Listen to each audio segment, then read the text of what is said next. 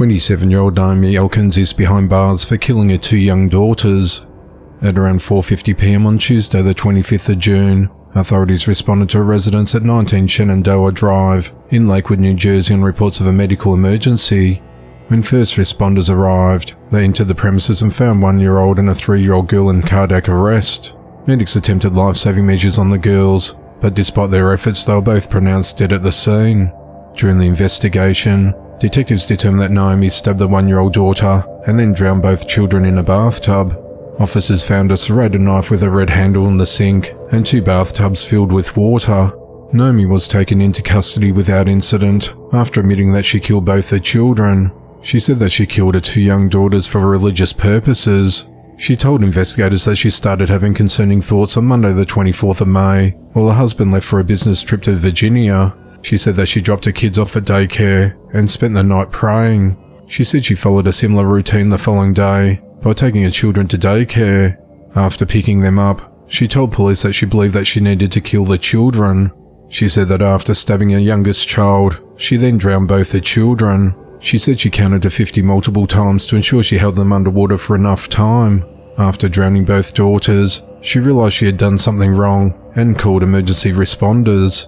Naomi was booked into the Ocean County Jail and charged with 2 counts of murder, possession of a weapon for unlawful purpose, and unlawful possession of a weapon. Her bond has been denied. Neighbours, many of whom are members of the Orthodox Jewish community, said that the family moved in a few months ago.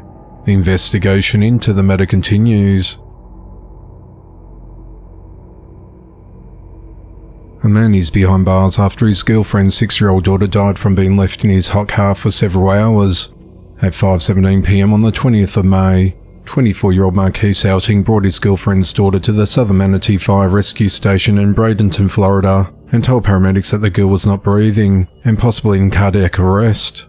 Medical staff said that the 6-year-old had a core body temperature of 107.2 degrees Fahrenheit and was pronounced dead at 8:16 p.m. that night. When interviewed by detectives, Marquise said that the child was overheated from playing in the park. Authorities said that Marquise's account does not line up and is riddled with inconsistencies, including finding vomit in the backseat of Marquise's car, and that the GPS data determined that she was in Marquise's car for several hours as it was parked outside his job.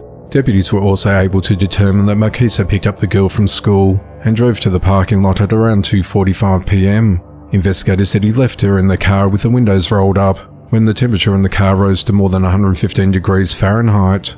The mother told investigators that the girl would have been in a booster seat, was capable of climbing out of the car, and had no disabilities to keep her from doing it.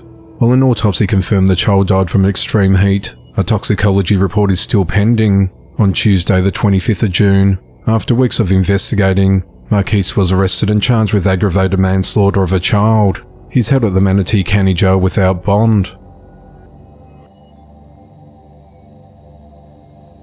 A 29-year-old man is behind bars for fatally shooting a 35-year-old man.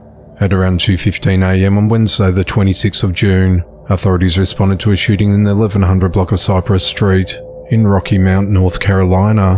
When first responders arrived, they located an unresponsive man with multiple gunshot wounds. Medics pronounced the man dead at the scene.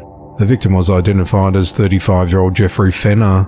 Authorities identified 29-year-old Adrian Hagens as a suspect in the killing, and he was arrested later that day. He was charged with first-degree murder and booked into the Edgecombe County Jail, where he remains held without bond. The motive of the killing is unclear, as the investigation into the matter continues.